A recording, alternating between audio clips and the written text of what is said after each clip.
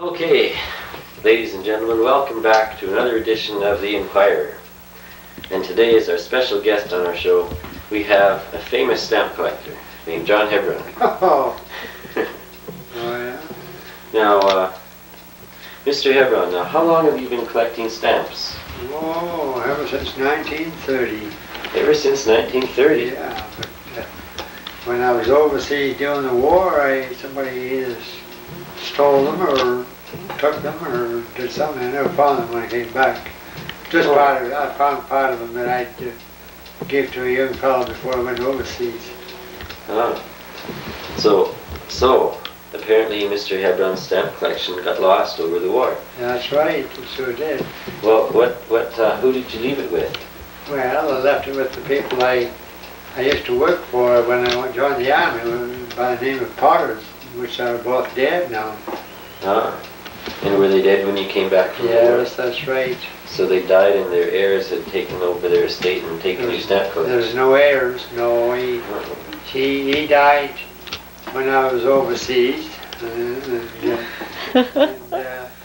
She brought him to Calgary and had him cremated. And then she kept the ashes in a little box, I guess. And then the day I arrived back in Canada from overseas, she left to go back to England with the ashes. And she died in England after that. And who took the stamps? That's a very good question. I don't know. Maybe they're in the vase with the ashes. No, I think there were some clothes that I never did find, and I found out after where they had been left, well, they had an idea who may have my stamps, but in the meantime, them people had moved to someplace in BC, so I never did find them.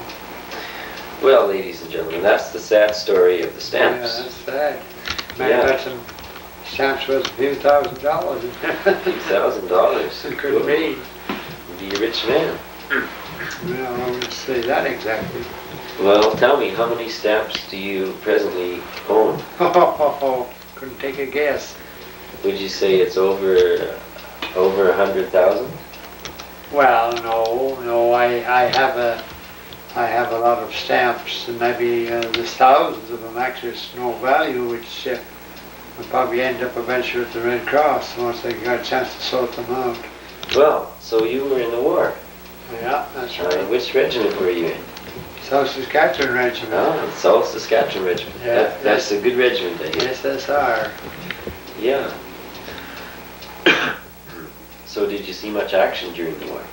Oh, some, yes. But not as much as the line regiments did, because I was with Army Headquarters. You were with Army Headquarters? That's right. So you tended bar, served drinks? Did some of that too, yes. Oh, I see. And drove the Jeep? That's right, I sure did. Drove the General around? Yeah. And I hear you were in the Dieppe Raid. That's right, I was. Well, what happened in Dieppe? A big smuzzle, I guess. Well, that's very interesting, Mr. Hebron. Would you care to tell us a war story? Well, I don't really know too many war stories, but I do know in Dieppe that this German came around the corner of this building. Is that Barbie? Yeah. Put up his hands to me and said, "Camera, me, Anderson, me, my French girl."